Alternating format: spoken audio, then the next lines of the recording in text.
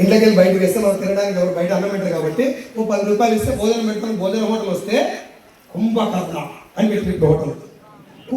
కుక్కల మాంసంతో కూడా బిర్యానీ పెడతానికి ఎంతో పోతున్నారు జనాలు. బియ్యం వ్యాపారం వచ్చింది దేనికి? ఇప్పుడు ప్లాస్టిక్ బియ్యం దేనికి మొదలయ్యేది? మీరు ఒకసారి థింక్ చేయండి. సార్ గుళ్ళ ప్రసాదం మంచిగా చెడ్డది వినవలే. తిరుపతి ప్రసాదం అంటే పరమ పవిత్రంగా భావిస్తాం మనం.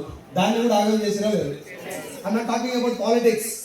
నేను చెప్పేది ఏంటంటే ఏ విషయం భూమి మీద ఇక్కడ కూర్చున్న లేడీస్ అండ్ జెంట్స్ అందరూ కూడా అర్థం చేసుకోవాల్సిన చాలా ఇంపార్టెంట్ పాయింట్. భూమి మీద ఏ విషయం కూడా చెడు కోసం మొదలు కాలేదు. ప్రతి ఒక్క వ్యవస్థ లోక కళ్యాణార్థం సదుద్దేశం కోసం మొదలవుతుంది. దాంట్లో ఈ కంగారు చెడు మొదలు పెడతాడు.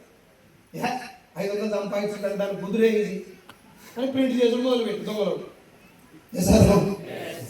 ఇప్పుడు డైరెక్ట్ సెల్లింగ్ కూడా మొదలైంది మంచి ఉద్దేశం కోసం, మంచి కారణం కోసం. దీంట్లో కూడా చెడు మొదలైందా లేదా?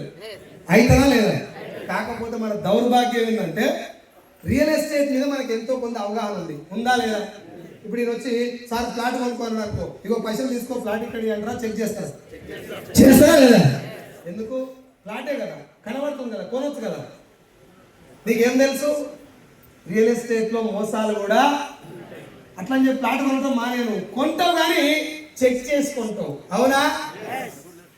ఆకలి కాగానే హోటల్ తినడం పోయి తింటావా? తినొచ్చు కదా, హోటలే కదా. తినొచ్చు కదా, హోటలే కదా. నీకేం తెలుసు? అన్ని హోటల్లో భోజనం మంచిగా హోటల్ పెట్టి దీనికోసమే అన్ని హోటల్ నేను తింటట్టు ఉన్నాయి. ఫోన్ చేస్తాను, చూడొస్తాను, ఎడ బాగుంటుంది అడుగుతావా లేదా? డైరెక్ట్ సెల్లింగ్ లో ఎవరినన్నా అట్లా అడుగుతారా? అసలు రాగానే ఇది ఏందో తెలుసుకుంటారా? ఎందుకు? మనకి దీని మీద బేసికల్ ఫండమెంటల్ అవగాహన లేదు.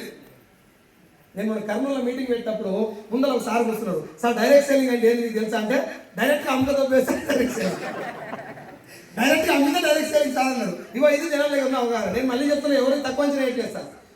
100లో 98 మంది మన తెలుగు వాళ్ళకి డైరెక్ట్ సెల్లింగ్ బేస్ లైన్ తెలియకపోవడం వల్ల మంచి కంటే మోసాలే ఎక్కువ జరుగుతున్నాయి.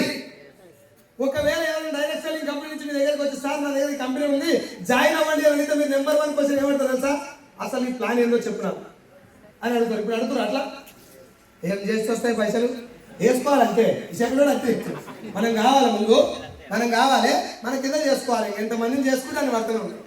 ఇగో ఈ లైన్లో వెళ్ళిపోయారు. మీకు నేను ఏం రిక్వెస్ట్ చేస్తున్నా అంటే నెక్స్ట్ 5 minutes కొంచెం మీరు జాగ్రత్తగా 5 minutes, ఆ తర్వాత మీరు వినాలని వద్దా మీ ఇష్టం. రైట్? వింటారా? ఒక క్లాప్ కొట్టరా నా కోసం.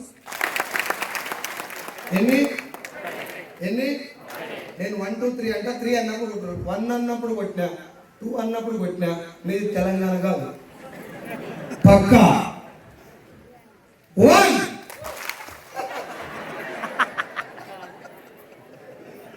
1 అన్నప్పుడు కొట్టవద్దు, 2 అన్నప్పుడు కొట్టవద్దు, 3 అంటే కొట్టాలి. 1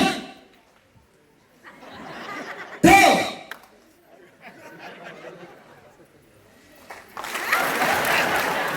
రైట్. 1 2 అందరూ ఒకేసారి కొట్టాలి, ఒకే క్లాప్ కొట్టాలి. 1 2 ఒకటే క్లాప్.